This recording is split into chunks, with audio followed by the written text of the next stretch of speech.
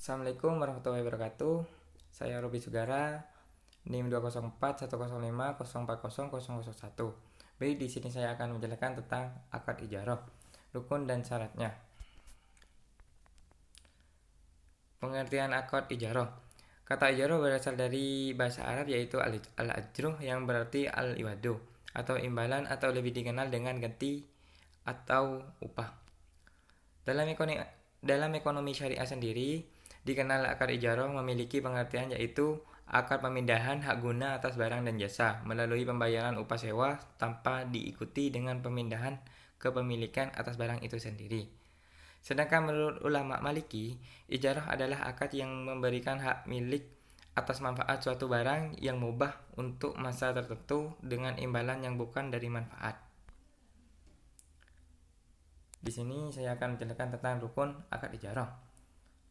Adapun rukun akad ijarah sebagai berikut. 1. Adanya akid.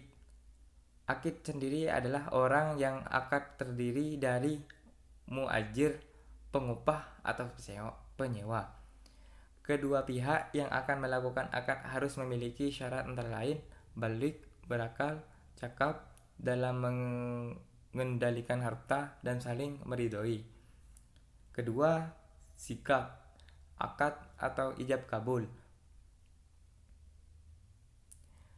Di sini dalam melakukan ijab kabul sendiri haruslah menggunakan kalimat yang jelas dan terbuka sehingga dimengerti dan dipahami oleh pihak penyewa. Ujrah. Ujrah di sini adalah upah. Besar upah yang dikeluarkan haruslah diketahui oleh kedua belah pihak. Manfaat.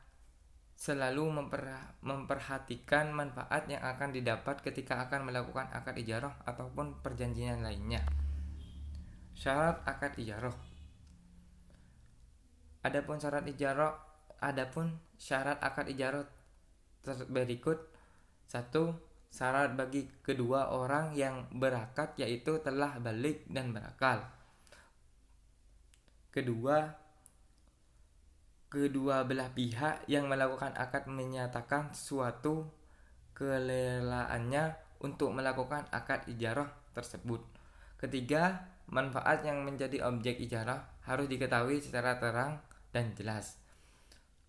Keempat, objek ijarah dapat diserahkan dan digunakan secara langsung. Kelima, objek ijarah haruslah sesuatu yang dihalalkan oleh syarak.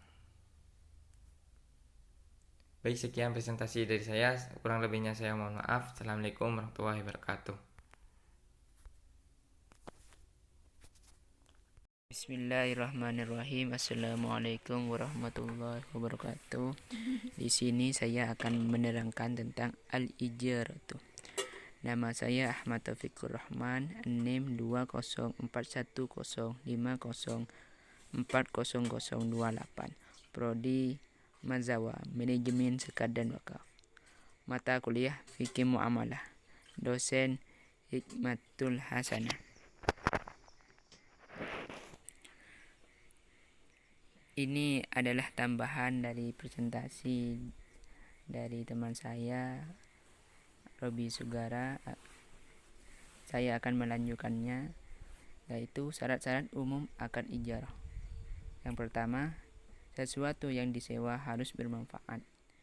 Yang kedua, ongkos harus ditentukan dan harus diketahui terlebih dahulu oleh kedua orang yang akad, mukjir dan mustajir. 3. Kemanfaatan barang yang disewakan harus dibatasi dengan salah satu dua perkara, yaitu waktu, 2. Jenis pekerjaan atau jarak pekerjaan. Catatan A. Akad ijarah tidak batal, tetap berlanjut meskipun salah satu mukjir dan mustajir meninggal dunia. B. Selama mustajir, orang yang menyewa tidak lalai kerusakan pada mustajir, barang yang disewa tidak wajib diganti. Berakhirnya akad ijarah. Akad ijarah akan berakhir dengan beberapa hal sebagai berikut. A. Selesainya masa kontrak baik dengan habisnya masa kontrak yang dibatasi dengan waktu atau dengan rampungnya pekerjaan yang dibatasi dengan amal. B. Rusaknya mustajar barang yang disewa secara total di tengah masa ijarah, seperti menyewa rumah kemudian roboh. Akan tetapi batalnya akad ijarah akibat kerusakan mustajar barang yang disewa di tengah masa kontrak ini hanya berlaku untuk masa kontrak yang belum berjalan. Sedangkan masa kontrak yang telah berjalan tidak batal apabila memiliki nilai ekonomis, sehingga mukjir orang yang menyewakan tetap berhak mendapatkan persentase dari ujrah atau kos. Kesepakatan untuk masa kontrak yang tidak batal tersebut hanya saja kalkulasi persentasenya merujuk pada ujrah standar atau ujrah mithil, bukan ujrah kesepakatan, sebab ujrah kesepakatan menjadi tidak mengikat akad ijarah batal. Contohnya, menyewa rumah selama 1 tahun terhitung sejak bulan Januari dengan ujrah kesepakatan Rp 3 juta pada pertengahan tahun, yakni bulan Juni. Rumah mengalami kerusakan total, maka masa kontrak 6 bulan pertama yang telah berjalan Januari sampai Juni secara hukum sah, sebab masa kontrak 6 bulan yang telah digunakan mustajir orang yang menyewa tersebut memiliki nilai ekonomis atau mempunyai harga yang layak diperhitungkan. Sedangkan masa kontrak 6 bulan kedua yang belum berjalan Juli sampai Desember secara hukum batal, sebab objek ijarah ain barang yang disewakan mengalami kerusakan.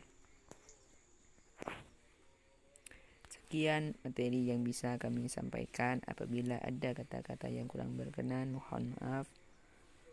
Wallahul muwafiq ila aqwamit thoriq. Wassalamualaikum warahmatullahi wabarakatuh.